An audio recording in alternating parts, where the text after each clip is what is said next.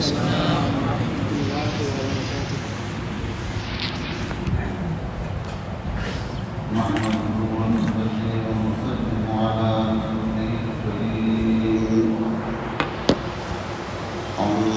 بعد فأعوذ بالله من الشيطان الرجيم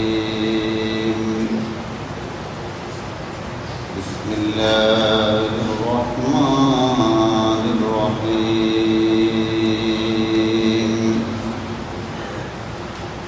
والفجر وليال عشر والشفع والوتر وأيضا قال في شأن حبيبه إن الله وملائكته يصلون على النبي يا أيها الذين آمنوا صلوا عليه وسلموا تسليما اللهم صل على محمد ما صليت على إبراهيم وعلى آل إبراهيم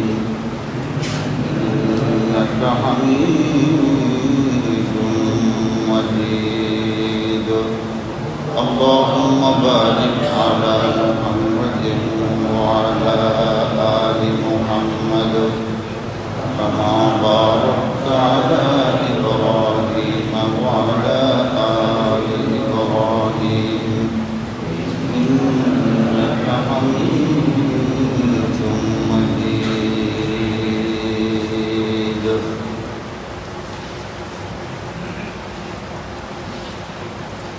মহান আল্লাহ সুবহানাহু ওয়া তাআলা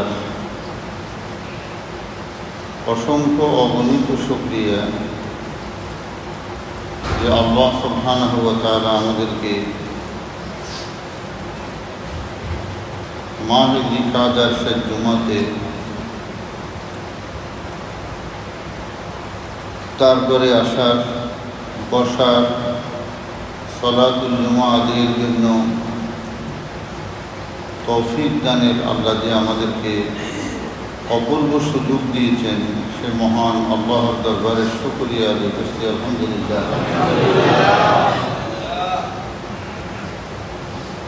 সম্মানিত হাজরিন, আজকে সংক্ষেপে দুইটি বিষয়ের উপর আলোচনা করব। একটা হচ্ছে হজ ও কোরবানির ঐতিহাসিক তাৎপর্য, আরেকটা হচ্ছে জিলহজ মাসের ফজায়েল এবং মর্যাদা।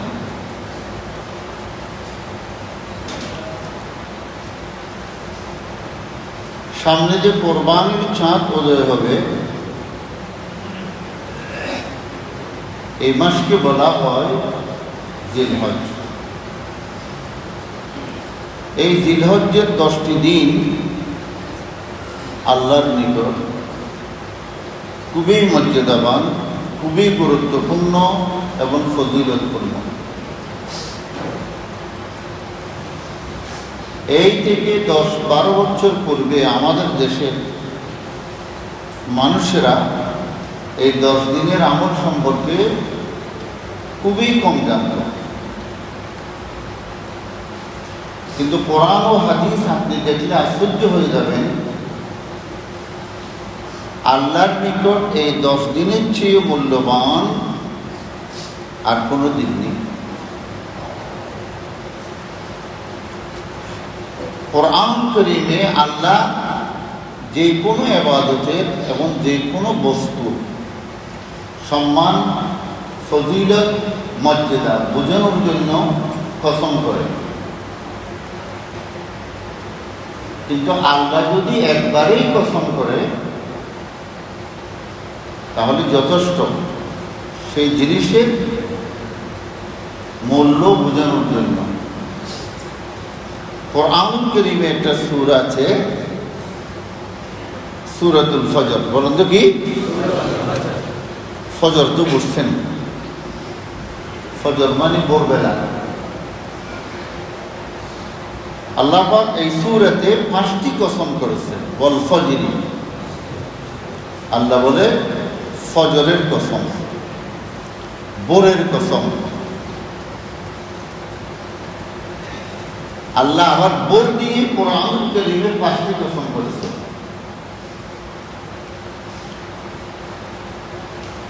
সেটা কি? আল্লাহ পাক বলেন ওয়াসসুবহি ইযা তানাফফাস।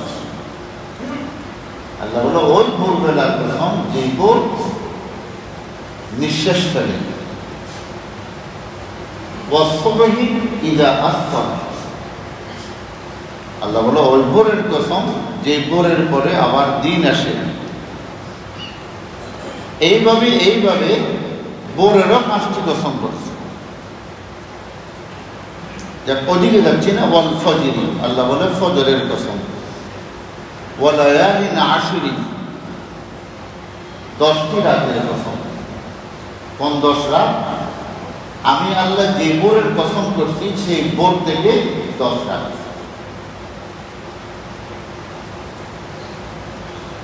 এটা কোন ভোর? হাজিরা যখন আরাফাত থেকে মুজদালিফা আসে ওই রাত। শবে কদরের পরে সবচেয়ে মূল্যবান রাত হচ্ছে মুজদালিফার রাত। আল্লাহ রাসূল আরাফাতের মাঠে 3টি দোয়া করেছেন, 2টি দোয়া কবুল হয়েছে, আল্লাহ একটি দোয়া কবুল করেননি।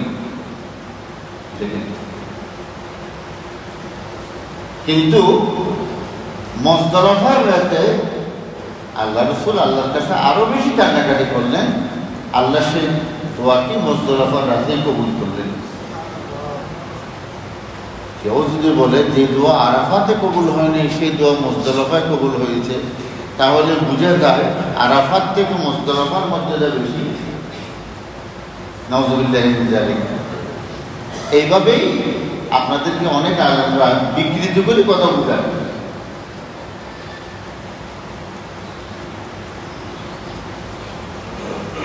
আল্লাহ মুজদালিফার রাতে এই দোয়া কবুল করেছেন।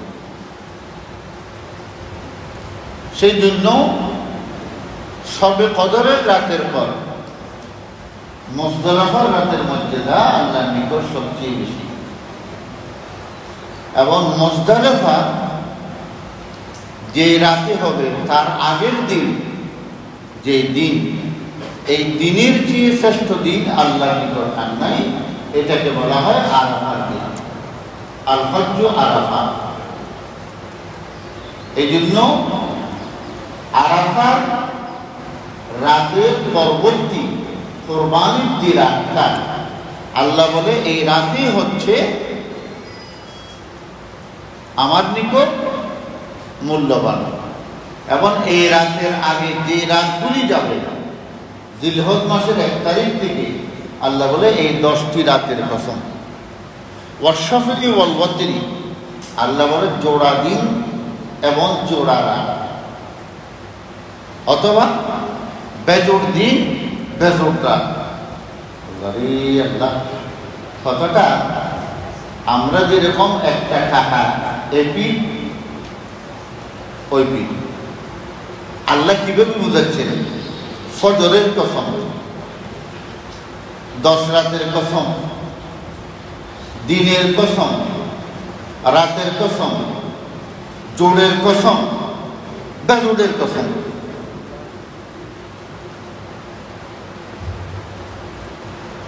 এই জন্য হাদিসের মধ্যে রয়েছে আল্লাহর কাছে ইবাদতের জন্য আল্লাহ বান্দাকে বিভিন্ন মৌসুমে মৌসুম ভিত্তিক কিছু ইবাদত দেন। দেখেন না, শীত শুরু হলে সবাই শীত পিঠা খায়। টমেটো নতুন আসলে টমেটো ছাড়া কোনো মহিলা তরকারিও রান্না করতে চায় না। আল্লাহ কিছু কিছু বান্দাকে মৌসুমি ইবাদত দেন। যে মৌসুমের ইবাদত সেই মৌসুমে যদি আপনি না করেন, যদি মৌসুম চলে যায়, সময় চলে যায়, তার পরিবর্তে যদি আপনি এরকম ইবাদত হাজারও করেন, আল্লাহর কাছে সেই স্বভাব পাওয়া যাবে না।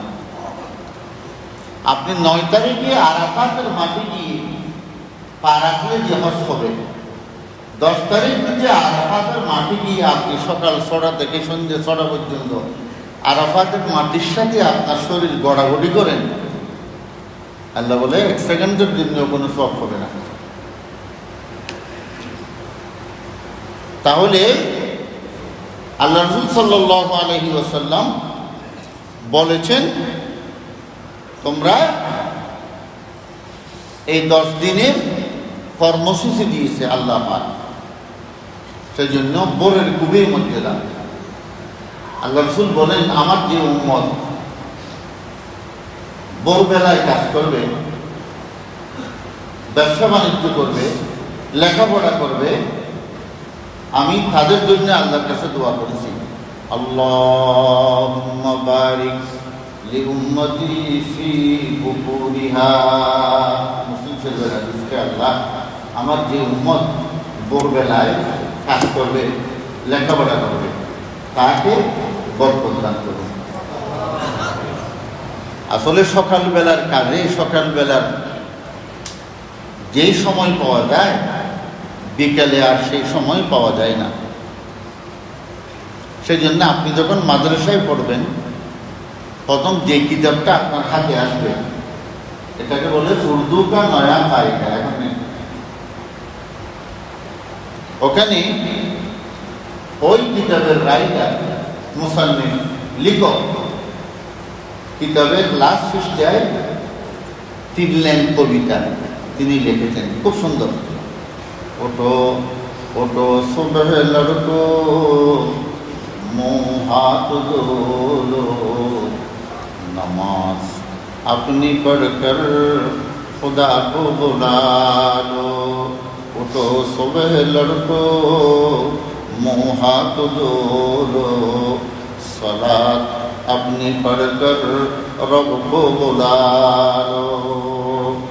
तिलावत हमेशा करो नेक लड़को, फिर अपनी सबक याद में उनको दिल दो। फोटो सुबह लड़को, বাচ্চারা খুব ভোরবেলায় উঠো, মুখ হাত ধোলো, কত মুঠে ওযু করো, তারপরে তুমি সালাত আদায় করে আল্লাহকে ডাকো, তারপরে তিলাওয়াত হামেশা করো নেক লড়কো। কবি এ কথা বলতেছে না তারপরে তেলাওয়াত করো না, তারপরে তুমি তোমার নির্ধারিত শিডিউল অনুযায়ী হামেশা সবসময় কোরআন তেলাওয়াত করো। फिर अपनी सबक याद करने में दिल दो, তারপরে তোমার দৈনন্দিন ক্লাসে পাঠ্যসূচিতে যা আছে তুমি তা পড়ো। সেই জন্য এই 10 দিন রোজা আছে কোরবানির ঈদ ছাড়া। রাসূলুল্লাহ সাল্লাল্লাহু আলাইহি ওয়াসাল্লাম বলেছেন, আল্লাহ আমার উম্মতের জন্য প্রতিটি দিনের জন্য একটি রাত, প্রতিটি রাতের জন্য একটা দিন। আজ হচ্ছে 27 জিলকাদা, ইসলামের রাত আগে, দিন কি দিন পরে, কিন্তু সারা বছরের জন্য আল্লাহ একটি রাতকে 2টি দিনের জন্য বানিয়েছে। এটা ব্যতিক্রম। ইমাম কুরতুবী বলেছেন, সেই রাত হচ্ছে আরাফাতের পরবর্তী রাত। এই রাতের জন্য, এই দিনের জন্য কোনো নির্দিষ্ট রাত নাই। আল্লাহ একটা রাতকে আরাফাতকেও দিয়েছে, কোরবানকেও দিয়েছে। কারণটা কি? আল্লাহর চেয়ে বড় রহমশীল, আল্লাহর চেয়ে বড় দয়াবান আল্লাহর পৃথিবীতে আর কেউ নেই। একজন মানুষ হজে গেল, কোনো কারণে কোনো অসুবিধায় পড়ে সেই নির্দিষ্ট সময়ে আরাফাত পৌঁছতে পারল না, অসুস্থতা অথবা গাড়ির জ্যাম অথবা অন্য কোনো মুসিবত, মাগরিবের সূর্য ডুবার পর সব লোকেরা মুজদালিফা চলে যাচ্ছে, কিন্তু এই লোকটা এখনো আরাফাতে ঢুকতে পারেনি। অথচ আরাফাতে মাগরিবের আগে আগেই ঢুকতে হবে, মাগরিবের আগে না, শুধু আরাফাতের যে অবস্থানটা ফরজ সেটা হচ্ছে 1টার পর থেকে 3টা পর্যন্ত। তো এই লোকটা তো আরাফাতেই ঢুকতে পারবো না। আল্লাহ কোনো বান্দার আমলকে নষ্ট করে না, সেজন্য আল্লাহ বলে সমস্ত মানুষ মুজদালিফায় চলে গেছে।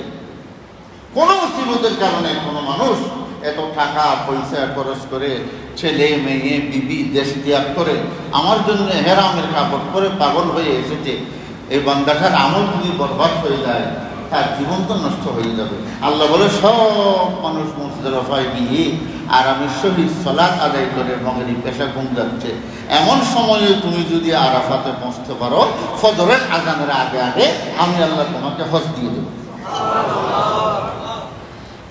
আল্লাহ, আল্লাহর চেয়ে বড় রহমশীল আর নেই। আল্লাহ কারো আমল নষ্ট করে না। যেমন জুমার দিন যেসব কারণে ইমামের সাহু হয়, সাজদায়ে সাহু দিতে হয়, যদি এই ধরনের কোনো ওয়াজিব তরফ হয়, আল্লাহ বলে জুমার নামাজে দিও না। মসজিদ 5 তালা, তুমি যখন সাজদায়ে সাহু দেওয়ার জন্য সালাম ফিরাবে, সাজদায়ে সাহু দিবে, উপরের মুসল্লিরা তো জানবে না। অনেক সময় ইমামের কিবুল হয়েছে ইমাম জানে, মুক্তদিরে জানে না, এই জন্য ইমাম সাজদায়ে সাহু দিচ্ছে, কিন্তু মুক্তদি ইমামকে অনুকরণ করছে। তো যে ফ্লোরে যারা আছে তারা তো দেখতেছে, উপরের ফ্লোর নিচের ফ্লোর তো আর দেখতেছে না। আল্লাহ বলে একটা গন্ডগোল সৃষ্টি হবে। এই জন্য শরীয়ত এটা আমার দেওয়া নির্ধারিত সুন্নাহ, আমি আল্লাহ জানিয়েছি। এই জন্য গোলমাল ইসলামের ঝগড়া ফসাদ আরো মারাত্মক। আল্লাহ বলে ইবাদত আমি কবুল করে নেব। ঈদের নামাজে, জুমার নামাজে, বড় জমাতে যদি বড় হয়ে যায়, ইমামকে বলে সাজদায়ে সাহু দিও না, খাস সারিয়ে যাও। এর চেয়ে আল্লাহ রহমত বন্দর করে আর কি হতে পারে?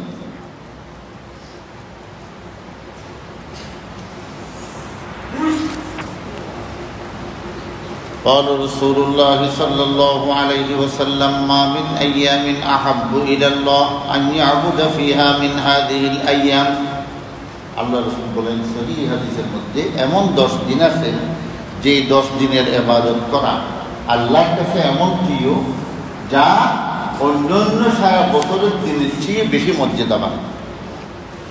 এক সাহাবী বলে ইয়া রাসূলুল্লাহ ওয়ালা ফিল জিহাদ ফি সাবিলিল্লাহ, এই 10 দিনের ইবাদত কি আল্লাহর কাছে জিহাদের চেয়েও বড়? আল্লাহ রাসূল বলেন জিহাদ তো বড় কঠিন ইবাদত। জিহাদ কি বড় কঠিন ইবাদত? কেমন কঠিন ইবাদত?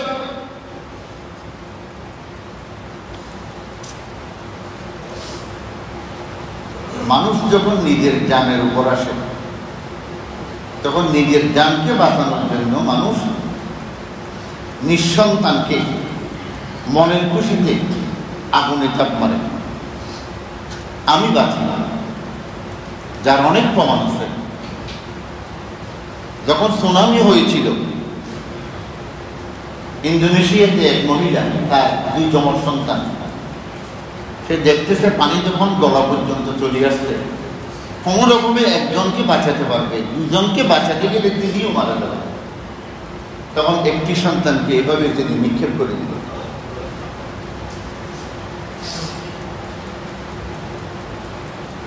ঘরে আগুন লেগেছে, এমন ভাবে আগুন দাও দাও দাও দাও করে জ্বলছে। আপনার এক ছেলে, এই ছেলের জন্য আপনি কি করেননি? যখন দেখবেন আপনি আগুনের ভিতরে যদি আপনি ঢুকেন, তাকে রক্ষা করার জন্য আপনিও আসতে পারবেন না। তখন মানুষ তাকাই থাকে নিজের জানকে বাঁচানোর জন্য, আর ছেড়ে যাচ্ছে, এটার প্রতি মানুষের খেয়ালও থাকে না। আল্লাহ রাসূল বলেন জিহাদ তো অনেক বড় জিনিস। জিহাদ মানে মনের খুশিতে আল্লাহকে রাজি করার জন্য নিজের জানকে দিয়ে দেওয়া।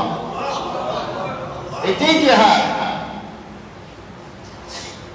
হ্যাঁ, ইল্লা খরাজা বিনাফসিহি ওয়া মালিহি ফালাম ইয়ারজি। এই 10 দিনের ইবাদত এত যে মূল্যবান, এত যে আল্লাহর কাছে প্রিয়, কোন ব্যক্তি জিহাদে গেল তার সাথে জিহাদের সওয়ারি আছে, ঘোড়া আছে, মালামাল আছে, খাদ্য আছে, পানিও আছে, সব কিছু বিলীন করে দিয়ে নিজেও নিজের জানকে আল্লাহ রাস্তায় দিয়ে আসলো, তাহলে এই ব্যক্তির আমল ওই 10 দিনের আমলের চেয়ে বড়। নতুবা এটা ছাড়া এই 10 দিনের আমল আল্লাহর কাছে সবচেয়ে কি বড়। এখন কি করবেন? ফিহিন্না ফাআকসারু ফিহিন্না আত-তাহলিল ওয়াত-তাকবীর ওয়াত-তাহমীদ। আল্লাহ পাক বলেন ফাযকুরুল্লাহা ফি আইয়ামিন মা'লুমাত। আল্লাহ বলে নির্দিষ্ট দিনে তোমরা আমাকে স্মরণ করো। নির্দিষ্ট দিন মানে কোরবানির চাঁদ যখন উঠবে, আল্লাহ বলে তোমরা আমাকে স্মরণ করো, বেশি বেশি জিকির করো। কি জিকির করবা? ফাআকসিরু ফিহিন্না আত-তাহলিল, তাহলিল করো, ওয়াত-তাকবীর, তাকবীর করো, ওয়াত-তাহমীদ, আল্লাহর প্রশংসা করো। এখন আমরা তো তাহলিল মানুষ মরলে পড়ে, তাহলিল যে মানুষ মরলে পড়ে এ কথা কোথাও নেই। এ কথা গ্রামে আছে, গঞ্জে আছে, দেশে আছে। আল্লাহ এবং রসুলের কোনো শরীয়তে নেই। একজন বলল তো আমি নিজের তাহলিল করে নিজে গেছি।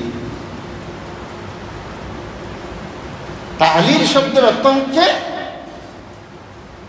লা ইলাহা ইল্লাল্লাহু মুহাম্মাদুর রাসূলুল্লাহ। কেউ কেউ বলেছেন শুধু লা ইলাহা ইল্লাল্লাহ তাহলিল, মুহাম্মাদুর রাসূলুল্লাহ তাহলিল নয়। কিন্তু অধিকাংশ রওয়ায়াতে শুধু তাহলিল বলতে লা ইলাহা ইল্লাল্লাহ, লা ইলাহা ইল্লাল্লাহ, এটা। এই জন্য তাকবীর, তাকবীর পড়বেন, আল্লাহু আকবার, আল্লাহু আকবার, লা ইলাহা ইল্লাল্লাহ, আল্লাহু আকবার, আল্লাহু আকবার, ওয়ালিল্লাহিল হামদ। ওয়া তাহমীদ, এরপরে আল্লাহর প্রশংসা করবেন, তাহমীদ, সুবহানাল্লাহ। এই সব জিকিরগুলিকে আল্লাহ রাসূল একসাথে অ্যান্টিবায়োটিক ডোজ দিয়েছেন। যত জিকির আছে সবটুকু যদি আপনি এটাই পড়েন, তাহলে আপনি সব ভিটামিন পাবেন। কিসের ভিটামিন? ঈমান পাকাপোক্ত হওয়ার ভিটামিন। সুবহানাল্লাহ, আলহামদুলিল্লাহ, ওয়া লা ইলাহা ইল্লাল্লাহ, ওয়াল্লাহু আকবার। এটা চেয়ে বড় জিকির আর নেই। সুবহানাল্লাহ, আলহামদুলিল্লাহ, ওয়া লা ইলাহা ইল্লাল্লাহ, ওয়াল্লাহু আকবার। এখানে তাকবীর, তাহলিল, তাহমীদ, তাযকির সব কিছু আছে।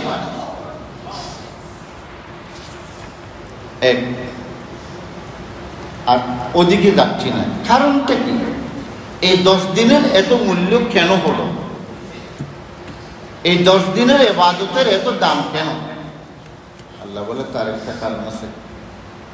তার একটা কি কারণ আছে? আমার এক বন্ধু ছিল, আমি তার সাথে বন্ধুত্ব করেছিলাম, ইব্রাহিম আলাইহিস সালাম।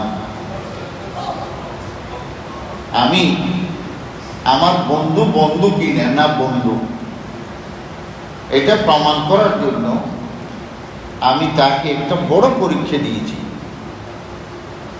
আল্লাহ বলে পরীক্ষক হলাম আমি, পরীক্ষা নিয়েছি আমি। কোয়েশ্চেন পেপার, তার প্রশ্নপত্রে প্রশ্নটা যে করছি এটা আমি করছি, আমি হেড এক্সামিনার।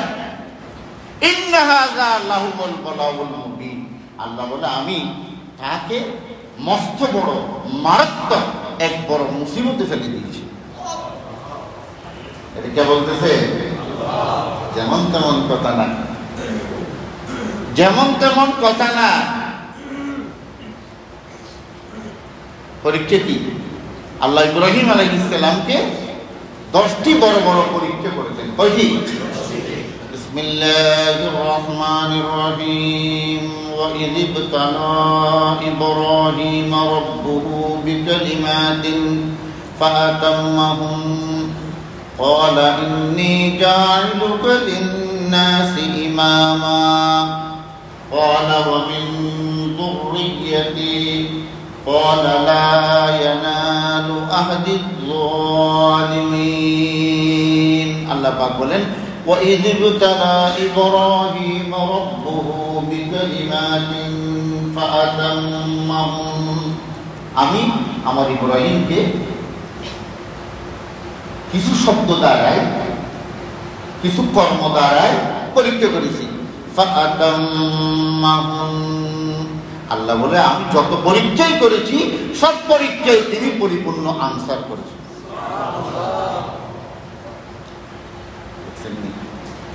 আল্লাহর রেজাল্ট আল্লাহ কিভাবে পরীক্ষার ফলাফল ঘোষণা করছেন। আল্লাহ বলে যতই পরীক্ষা করছি আমার সব পরীক্ষায় তিনি পাস করেছেন। আর আমি আল্লাহ আমার বন্ধু বলে তাকে নরম পরীক্ষা করি নাই। ইন্না হাযা লাহুল বালাউল মুবিন, বলা মানে মুসিবত, মুবিন মানে সুস্পষ্ট। আল্লাহ বলে এত জঘন্য মারাত্মক কঠিন পরীক্ষা আমি করেছি, এর আগেও এর পরেও আমি আর কাউকে করি নাই, করবো না। मोहब्बत में पैदर बेटे को कर देता है कुर्बानी, मोहब्बत में पैदर बेटे को कर देता है कुर्बानी, ज़बीहुल्लाह कहलाती है वही फर्जंद लासानी, जिसे कहते हैं मीना वो अश्क का बाजार है, खुद ज़बीहुल्लाह वहाँ जाकर ज़बीह होने लगे। আল্লাহ পাকের আশ্চর্য করিশ্মা, পরীক্ষা নিচ্ছেন যে মাস্টার, পরীক্ষা দিচ্ছেন যে ছাত্র, একজনের চেয়ে একজন মারাত্মক, একজনের চেয়ে আরেকজন অভিজ্ঞ ব্যক্তি। আল্লাহ পাক বলেন আমি এমন ভাবে পরীক্ষা করছি, ছেলেকেও পরীক্ষা করতেছি, বাপকেও পরীক্ষা করতেছি, মাকেও পরীক্ষা করতেছি। ইমানি পরিবেশে যে ঘর আল্লাহর পক্ষ থেকে তাওহীদের মুহাব্বত ভালোবাসা নিয়ে গড়ে ওঠা, আল্লাহ বলে আমি প্রত্যেককে পরীক্ষা করতেছি। কেমন ভাবে?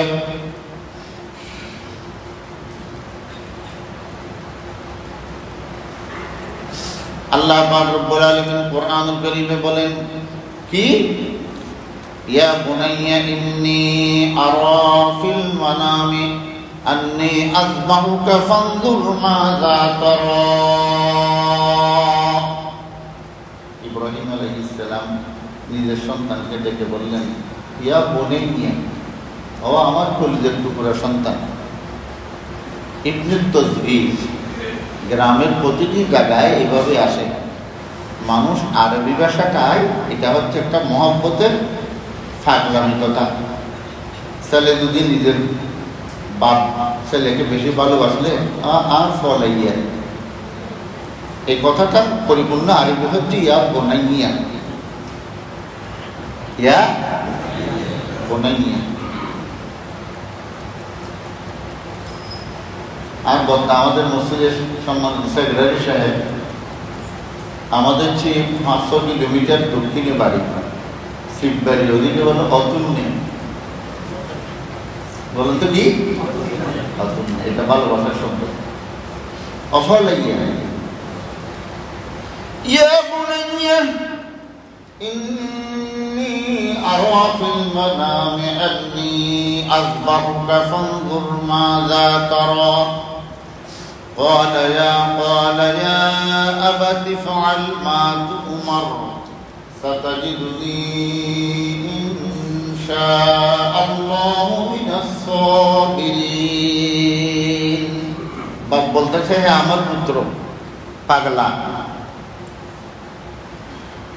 শোনো, ইন্নী আরা, আমি দেখছি, আন্নী আযবাহুকা, তোমাকে জবে করছি। অনেক আলে আরবি দেওয়ার পরে না বুঝার কারণে আমি দেখছি তোমাকে জবে করে দিচ্ছি, জবে করে ফেলছি না।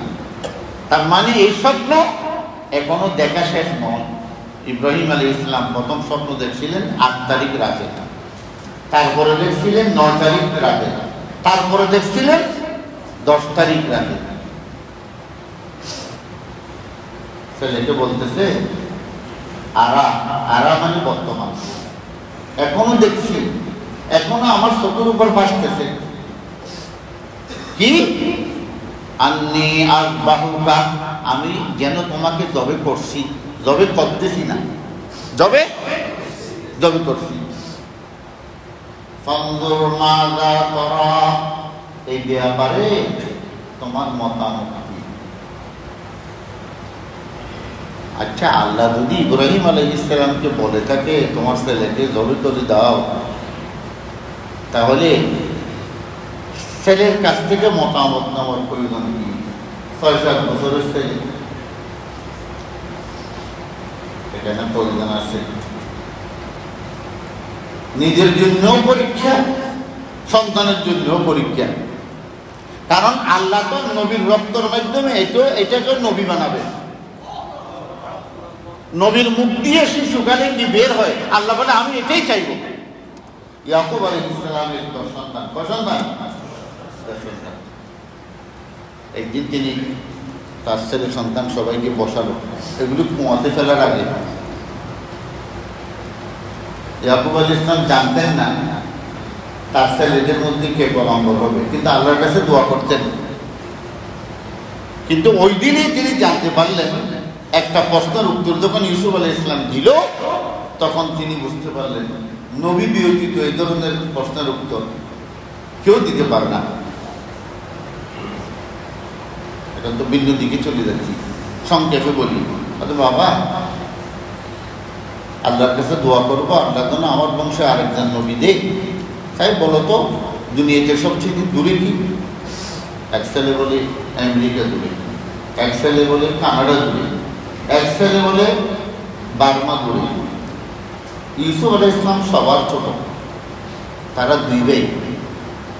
পরের ঘরে বিবি মারা যাওয়ার পরে তিনি একটা বিয়ে করেছিলেন, 2 ছেলে, আর একটা বনিয়ামিন তার ভাইয়ের নাম। ইউসুফ আলাইহিস সালাম ছোট, তার কাছ থেকে জানতেও চাচ্ছে না, একেবারে ছোট, তো সবার ছোট। হঠাৎ করে তিনি এভাবে মুখ টানলেন, বাপ বুঝতে পারলেন কি? বাবা তুমি বলো তো, আমার ভাইয়েরা যা বলছে এগুলি দূরে না, দূরে হলো এগুলির সাথে সঙ্গে সঙ্গে খবরাখবর আনা নেওয়া যায়। বর্তমান তথ্য প্রযুক্তি আপনারা বুঝতে পারবেন, হ্যালো বললে 1 সেকেন্ডে পৃথিবীর সাথে কথা বলা যায়। তখন হযরত ইউসুফ আলাইহিস সালাম বললেন, বাবা সবচেয়ে দূরে হচ্ছে কবর। সবচেয়ে দূরে কি?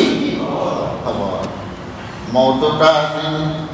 মওতুকা আসিন কুল্লু নাসিন শারিবুন কবরু বাইতিন কুল্লু নাসিন দাখিলুন। যদিও কবর আপনার সামনে, আপনি মার কবর জিয়ারত করছেন, বাপের কবর জিয়ারত করছেন, আপনি সামনে দাঁড়ানো, কিন্তু এর চেয়ে দূরের জগৎ আর নেই। 2 হাত দূরে কবরে কি হচ্ছে আপনি জানতে পারছেন? আরেকটি প্রশ্ন করল, বাবা বলো তো যে কি দুনিয়াতে সবচেয়ে কাছে কি? কেউ বলে চোখ, কেউ বলে না, কেউ বলে ঠোঁট। হযরত ইউসুফ আলাইহিস সালাম বলে না, সবচেয়ে কাছে হচ্ছে মলকুল মউত। সবচেয়ে কাছে কি আর সবচেয়ে দূরে কি? আল্লাহ। তখন তিনি বুঝতে পারলেন নবী ছাড়া কারো পক্ষে এ ধরনের প্রশ্নের উত্তর দেওয়া সম্ভব নয়। ইয়া বুনাইয়া ইন্নী আরা ফিল মানামি আন্নী আযবাহুকা ফানজুর মাযা তারা। হে আমার কলিজার টুকরো সন্তান, আমি দেখছি এখনো আমার চোখের উপর বাসছে, তোমার মতামত কি বলো? একটু চিন্তাও করলেন না, একটু দেরিও করলেন না, সঙ্গে সঙ্গে জবাব দিলেন, হে আমার আদরের পিতা, আপনি মহব্বত করে আমাকে আল্লাহর কাছ থেকে খুঁজে নিয়েছেন বৃদ্ধ বয়সে। হে আমার বাপ, আপনি যা দেখছেন তা বাস্তবায়ন করুন। এ কথা বলে শেষ করে নেই, এ কথা বলে কি বলতেছে, সাতাজিদুনি ইনশাআল্লাহু মিনাস সাবিরিন। আশা করা যায় আমাকে জবে করার সময় যত সহযোগিতার প্রয়োজন আমার পক্ষ থেকে আপনি সব পেয়ে যাবেন। जिसे कहते हैं बिना वो इश्क का बाजार है, खुद ज़बीहुल्लाह वहाँ जाकर ज़बे होने लगे। আল্লাহ পাক বলেন, হে বাংলাদেশের হাজি, পাকিস্তানের হাজি, ইন্ডিয়ার হাজি, মিনে গিয়ে যে তুমি বসে থাকছো, সবাই বলে 5 ওয়াক্ত নামাজ জামাতের সহিত পড়া, আর কোনো কাজ নাই। আল্লাহ বলে ঠিক আছে, কাজ আছে, পাহাড়ের দিকে তাকাও। দিন যখন 11টা 12টা 1টা হয়, পাহাড় থেকে এমন ধোঁয়া বের হয় যে ধোঁয়ার উপর, যে পাথরের উপর আপনি যদি 10 মিনিট শুয়ে থাকেন তাহলে আপনি বড় বড় সুক্তি হয়ে যাবেন। আল্লাহ পাক বলেন, আমার এক বন্ধু ছিল ইব্রাহিম আলাইহিস সালাম, আমি তাকে নিঃসন্তানকে আমার প্রেমে ভালোবাসায় জবে করার জন্য বলেছিলাম। তিনি এখানে এসে কোরবানি দিয়েছে আমার সাথে ভালোবাসা করার জন্য।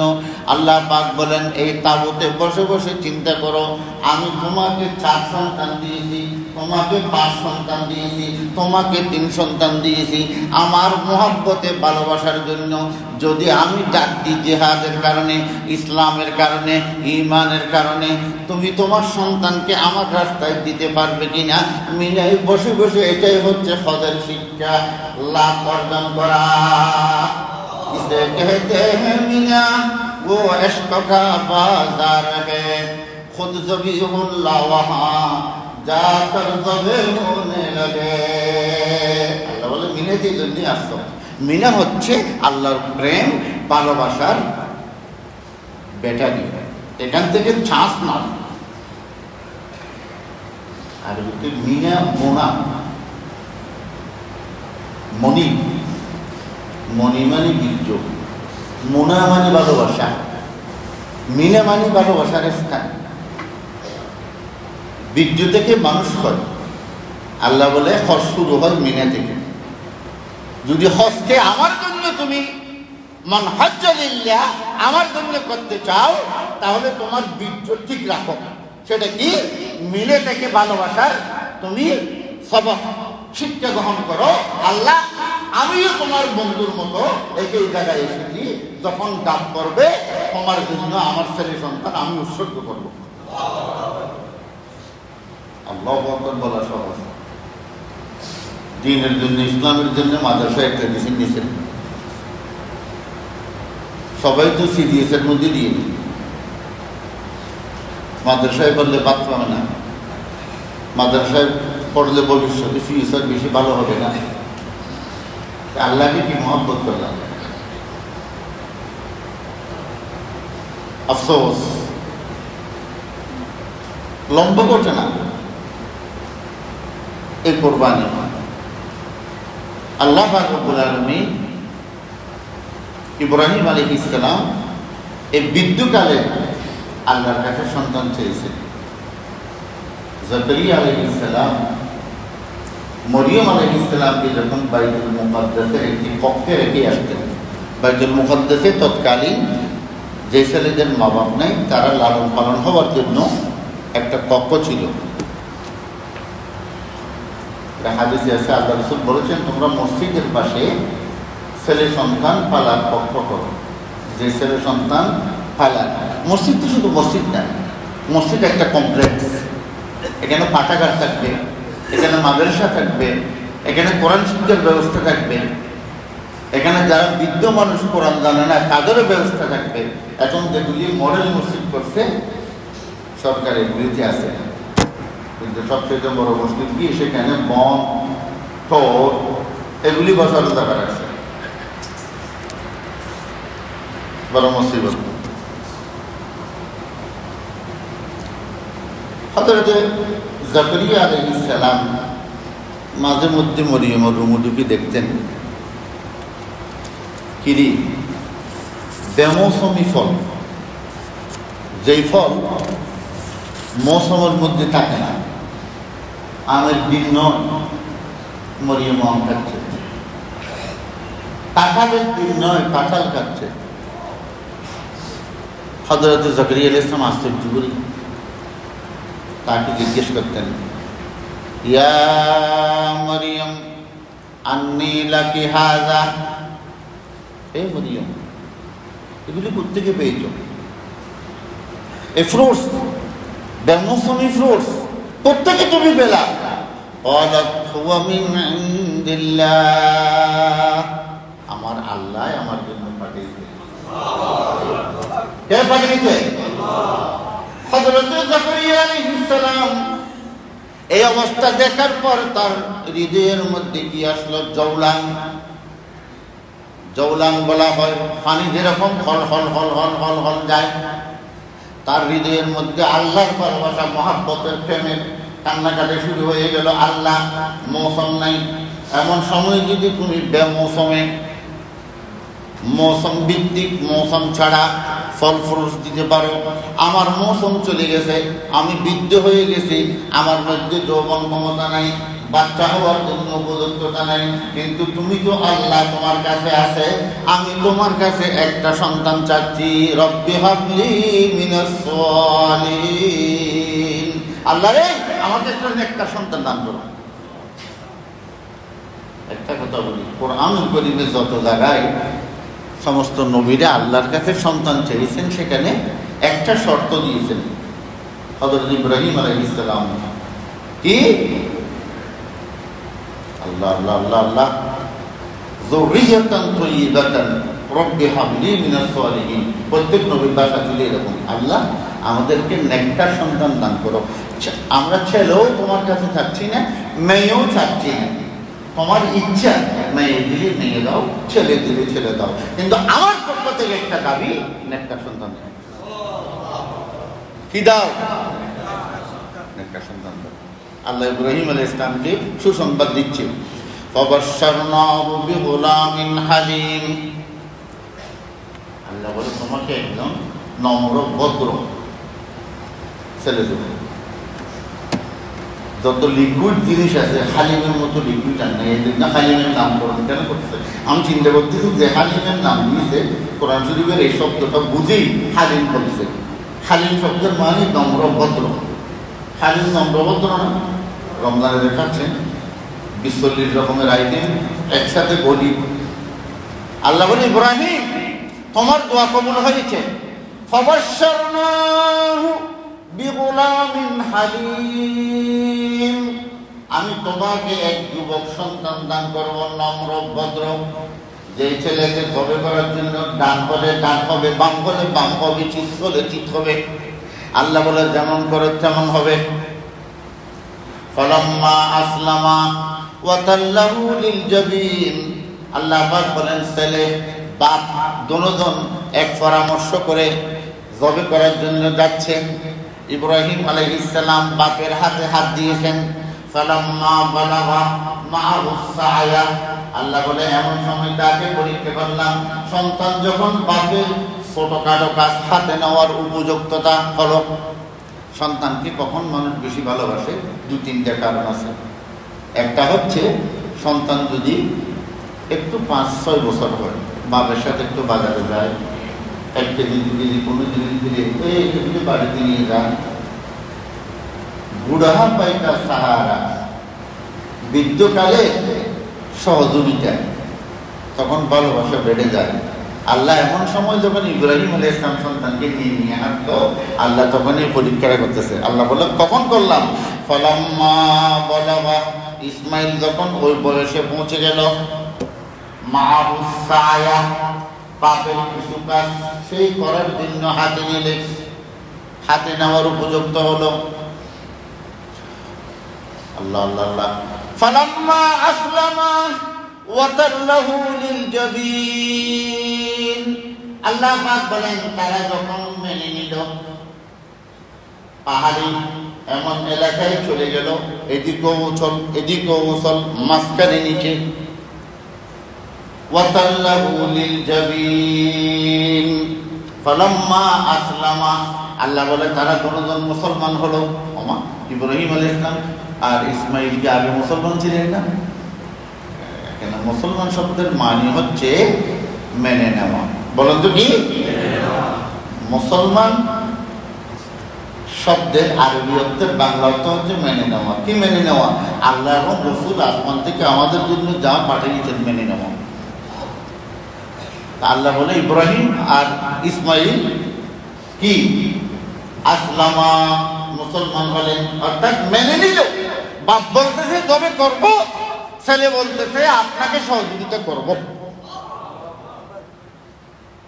ওয়াতাল্লাহু লিল জাবিন, আল্লাহ পাক বলেন তারা পাহাড়ি এলাকাতে এমন একটি জায়গাকে বাছাই করে নিল, এই দোনোদিকে জায়গাটা একটু উঁচু এইভাবে, কারণ যদি এইভাবে হয় মাঝখানে যখন শুইবে একটা ডাইসের মতো হয়ে যাবে, নড়াচড়া বেশি করতে পারবে না। ওয়ানাদাইনাহু আইয়া ইব্রাহিম, আল্লাহ পাক রব্বুল আলামিনের হুকুম, ইব্রাহিম আলাইহিস সালাম নিজের ছেলেকে যখন শোয়াই দিলেন তিনি নিজেই বললেন, আব্বু আপনি আমাকে এইভাবে শোয়াইন না, আমাকে ঠিক করে শোয়ান। কারণ অনেকদিন পরে বৃদ্ধ বয়সে আল্লাহর কাছে কান্নাকাটি করতে করতে 96, 86 অথবা 93 বছরে আপনি আমাকে পেয়েছেন। যদি আল্লাহর হুকুম পালন করতে গিয়ে বাধা আসে, চোখের মধ্যে মোহাব্বতের ছেলে সন্তানের ভালোবাসা এসে যায়, আল্লাহর আইন কানুন পালন করতে আপনি অপারগ হয়ে যাবেন।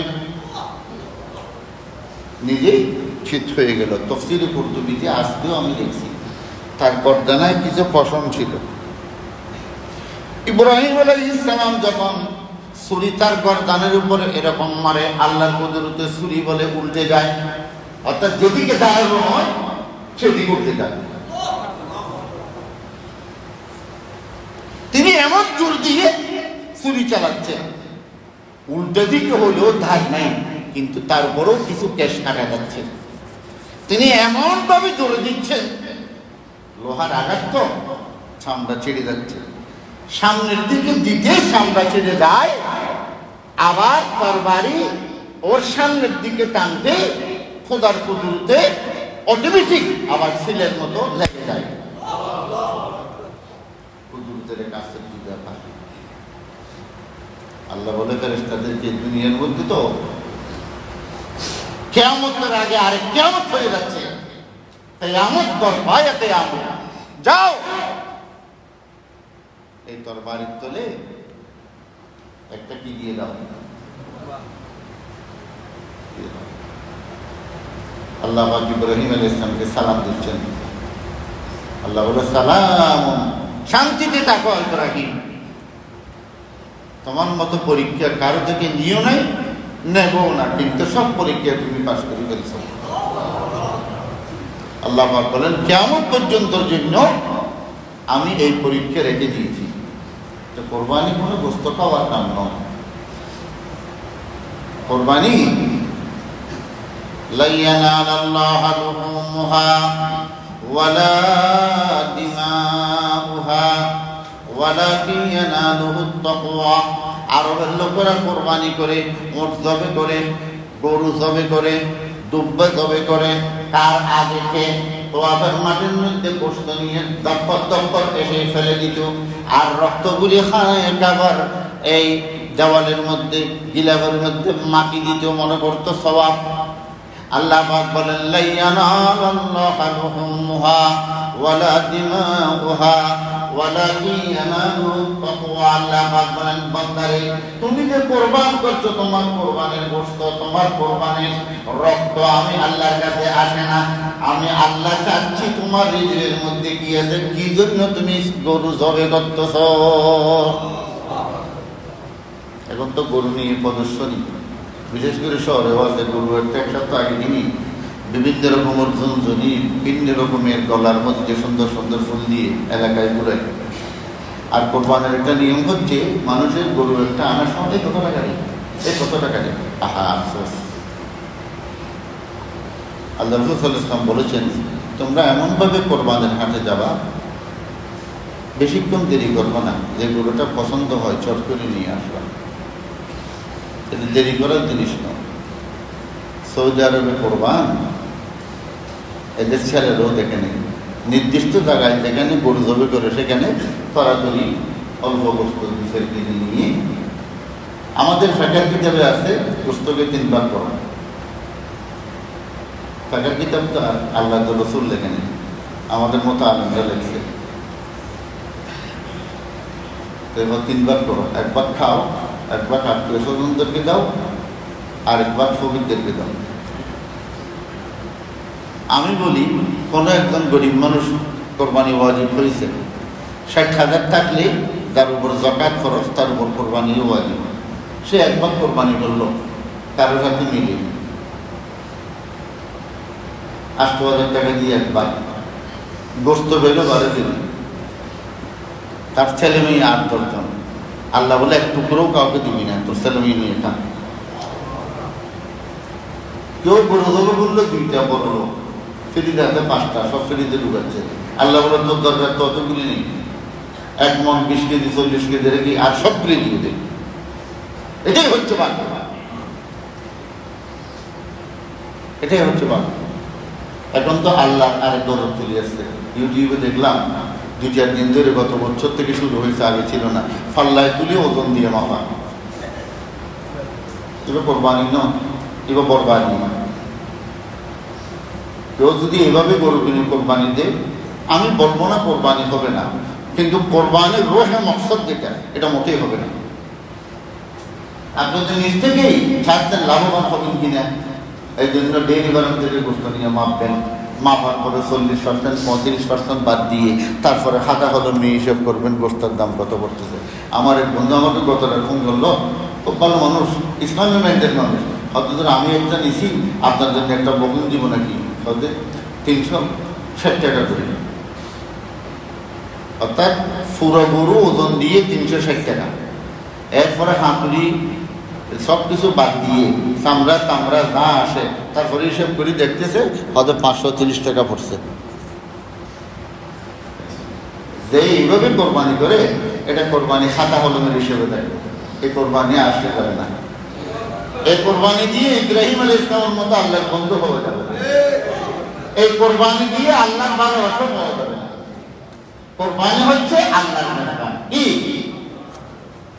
আল্লাহ রাসূল বলেছেন, ওই ব্যক্তি সবচেয়ে আল্লাহর কাছে দামি ব্যক্তি, যে ব্যক্তি গরু কিনতে গিয়ে টাকা বেশি দিয়েছে, অর্থাৎ যিনি পালন করছে সে বেশি পেয়েছে। কারণ কোরবানির গরুতে আল্লাহ রাসূল বলেন 1 টাকা যখন খরচ করে 7,000 টাকা সওয়াব পাওয়া যায়। আর তুমি কেন কেজি হিসাবে ধরে কেনার জন্য এই ধরনের 2 নম্বরই ফাটির কাজের মধ্যে চলে গেলে? আফসোস, আল্লাহর ওয়াদা আমরা বলে গেছি, अल्लाह के वादे पे मुसलमान को यकीन है, अल्लाह के वादे पे मुसलमान को यकीन है, ये फतह मुबी फतह मुबी फतह मुबी है। যদি আল্লাহর ওয়াদা মতো আপনি কাজ করেন তাহলে সফলতা সফলতা সফলতা। যদি আল্লাহর ওয়াদা মতো কাজ না করেন, এটা কোরবানি না গোশত খাওয়া। সেই জন্য আল্লাহ রাসূল সাল্লাল্লাহু আলাইহি ওয়াসাল্লাম বলেছেন, কোরবানি হচ্ছে আল্লাহর মেহমানদারি। সেই জন্য কোরবানির দিন ঈদগাহে যাওয়ার আগে কিছু না খেয়ে যাওয়া, গরু তাড়াতাড়ি জবে করে সর্বপ্রথম 2 কেজি গোশত নিয়ে কি করা, রান্না করে তারপরে খাওয়া। তাহলে এটা পরিপূর্ণ একটা রোজার সওয়াব। কারণ তো মুসিবত 7 ভাগে যদি করেন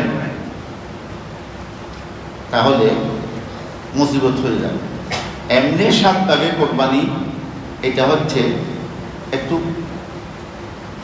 বেজাল্লে কোরবানি, হাদিসে আছে।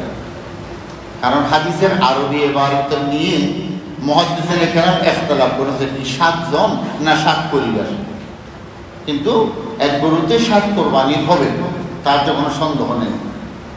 কি 7 পরিবার না 7 জন, সব কিছু মিলি পরিবার হলেও হবে, 7 জন হলেও হবে। কিন্তু 7 ভাগে কোরবানি করার চেয়ে সমস্ত আলেমরা, পৃথিবীর বড় বড় আলেমরা সবাই এক কথা বলেছেন, কারোর সাথে না মিলে নিজে একটা দুব্য ছাগল দিয়ে করে খাও।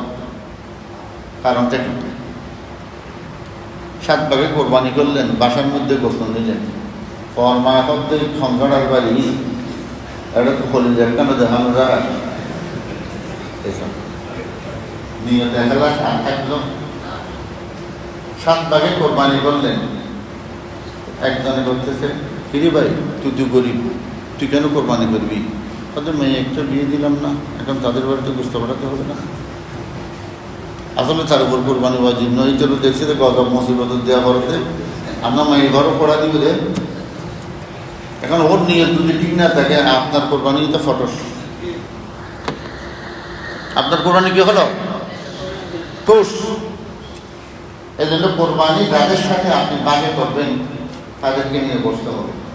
যদি দেখা যায় কেউ মকসুদ আলীর জন্য কোরবানি করে, তুমি কি জন্য করতেছো ভাই? কোরবানির দিন মানুষ করবে, আমার ছেলে মেয়ে কোথায় ঠেকাবে? তুই ওটা কোরবানিকে করবে, রিয়াজুমাদা তো কোরবানের আরো দিন গরু ধরায়। আমি নিজেই জানতাম না, গত বছর জিজ্ঞেস করলাম, আরে কি রে কোরবানের আগের দিন কেন গরু ধরবো করতেছো? অদূর যারা কোরবান করবে না, অফিসের টফিসের যারা থাকে, যেতে পারে না, তাদের ছেলে মেয়েরা গোস্ত খায় না। Very good decision. তুমি এখান থেকে গোস্ত কিনো, কোরবানের বাড়ি কেন যাচ্ছ? সবের পরিবর্তে তোমার মধ্যে বদল করবে। আর এই ধরনের লোক যদি ক্রিমিনাল, উদ্দেশ্য আল্লাহ না হয়ে অন্য কারো উদ্দেশ্য হয়, এইভাবে যদি আপনার কোরবানি যদি দেয়, 7 ভাগ একজনের কারণে নষ্ট হয়ে গেল।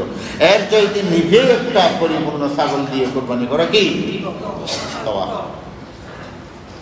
কেউ 7 ভাগে কোরবানি করে 6 জনে মিলে, আর একজন কি করে একবার সবাই টাকা দিয়ে আল্লাহ রসুলের নাম করে। আল্লাহ রসুলের নামে কোরবানি করাটা এটা শখ। আল্লাহ রসুল জীবনে যতবার কোরবানি করছে, আজকে একটা জেনে রাখেন, আল্লাহ রসুলের 13 বছর কোরবানি ফরজ হওয়ার পর একবার করেছে দুইটা উট, আর একবার করেছে একটা গরু। তাহলে আর কবার থাকে 11 বার, বলে না কবার? আর 11 বার করছে। তাহলে আল্লাহ রসুল কোনটা বেশি করছে? এবং জবে করার সময় বলতেন, আল্লাহ এই উট আমার পক্ষ থেকে, আমার পরিবারের পক্ষ থেকে, এবং আমার ওই উম্মত, যে উম্মত তাওহীদের সাক্ষী দিয়েছে, শিরক করে নাই, তাদের পক্ষ থেকে।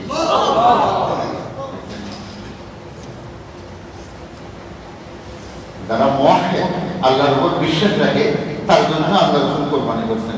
আপনি আল্লাহ রাসূলের জন্য কোরবানি করবেন। যদি এক ভাগে আপনি 100টা নাম দিতে পারবেন, নাম কারে দিবেন? আপনি নিয়ে করবেন যে এই ভাগের মধ্যে আল্লাহ আমার জন্য, আমার মাতা পিতার জন্য, বাংলাদেশের মুসলমানের জন্য, আফগানিস্তানের মুসলমানের জন্য, ফিলিস্তিনের নির্যাতিত মুসলিম মুসলমানের জন্য, সবার পক্ষ থেকে আমি কোরবানি করি। দাঁড়িয়ে থাকে দৃষ্টি একটা লম্বা চুরি একখান লজুর উগাইয়ে দে মারে মা এনে হাত রস দিয়ে লই গরু চাইলি এতে নাম ঘর মোহাম্মদ আব্দুর রহমান। হ্যাঁ, তারপর দোন ফেলা তো উত্তর ফেলা পর্যন্ত শশিয়ে দাস চুরিয়ান করি। ইব্রাহিম আলাইহিস সালাম নিজের গরুকে নিজে জবে করছে, নিজের ছেলেকে নিজে দিয়েছে। আপনি কেন হুজুর ডাকবেন? বন দিয়ে কেন কোরবান দিবেন? কোরবানের ইবাদতের সময় হুজুর টাকা মানে বন টাকা, নিজের কোরবানি নিজে দাও। তুমি যদি তোমার পশুর উপর ছুরি চালাতে না পারো, নিজের পশুত্বের উপর কেন তুমি ছুরি চালাবা? হুজুরকে দাওয়াত দিয়ে খাওয়াবে। হুজুরকে কি একদিন হুজুর তারা দাওয়াত দিই খালি শহর इधर टैक्सी ले आई है बात तक खा भी गया है उधर फोटा भी ले गई और बैग कल तू उधर रोटी आना दी তোরা উধর জল খাবে কি দিয়েছি গাড়ি ভাড়া না ওদের কথাটা বলেন, আকলটা বলেন তো। গাড়ি ভাড়া না দিলে এরা এই জন্য কি জন্য আসলো? তো হুজুরকে দাওয়াত দিলে আসা যাওয়ার খরচটা দেওয়াটা ফরজ। কেন ট্যাক্সি নিয়ে গেছে, ট্যাক্সি নিয়ে আসতেছে, তোমার এখানে না গিয়ে তার ইচ্ছে হলে জামানো তো লুটি 150 টাকা দিয়ে বিরিয়ানি প্যাকেট টাকাই ফেলতে পারবে।